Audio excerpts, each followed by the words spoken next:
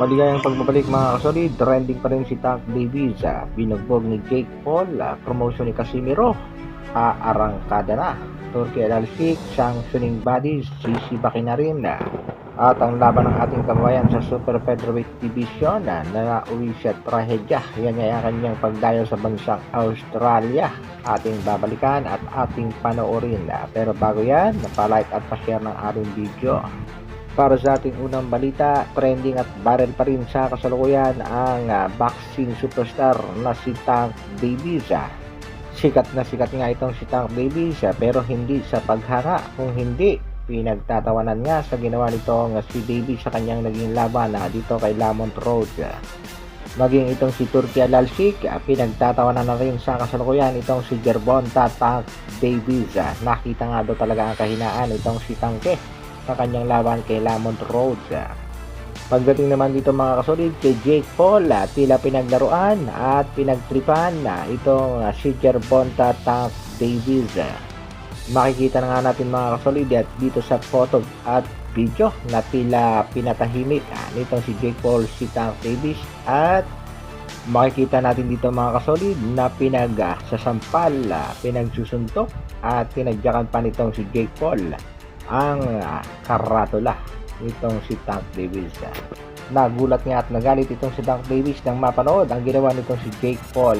Sa kasalukuyan, target nitong si Gervonta Tank Davis ang immediate rematch at gusto rin namang mangyari yan ng WBA. Pagdating naman sa isa pang kampiyon sa lightweight division, hinahamon din ito ni Gervonta Tank Davis. Ewan nga lang natin mga kasolid kung papalagan ito ni Lomachenko, dahil medyo nagka-trauma ito si Lomachenko sa kanyang naging laban kontra dito kay Devin Haney, na kung saan na-robbery nga mga kasolid dahil itong si Lomachenko ang lamado sa bakbakan. Tila dinibdib ng bata ni Klimas ang pangyayari. Sa kabilang balita naman mga kasolid, good news naman dito kay Cuadro Alas January Casimiro dahil ang itinayong promotion arangkada na nga yan.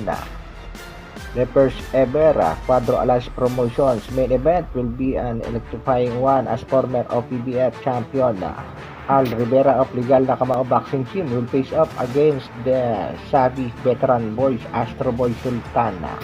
Kaya abangan natin yan mga kasolid, Rivera kontra Sultan, bakbakan sa Montalban, Saturday, April 26, alas 4 ng hapon. Isang good luck sa unang boxing event ng Cuadro Alas Promotion. Samantala, Turkey Alalshik at ito nga si Dana White ng UFC sa aniversa na upang pagandahin ang kalakaran sa boxing. Sa kasalukuyan ay nagtayo na rin sila ng TKO promotion at balak na talaga nilang buwagin ang mga sanctioning bodies. Di umano'y kitang-kita naman daw talaga ang palakasan at dayaan dito sa mga sanctioning bodies kapag nagbibigay ng mga ranking. At ang isa pa nga dyan mga kasolid, kahit hindi top contender ay pwedeng lumaban sa kampiyon.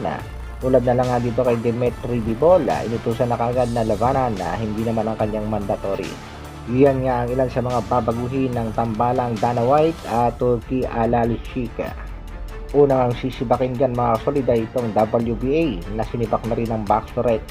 Canelo Alvarez na target ni Benavides, hindi may kasana mga sanctioning bodies, samantalang itong si Dimitri Bivol nakapapanalo pa nga lamang dito kay Arthur Beterbiev, ipinagputos na agad ng sanctioning bodies ang laban kontra dito sa Mexican monster na si David Benavides.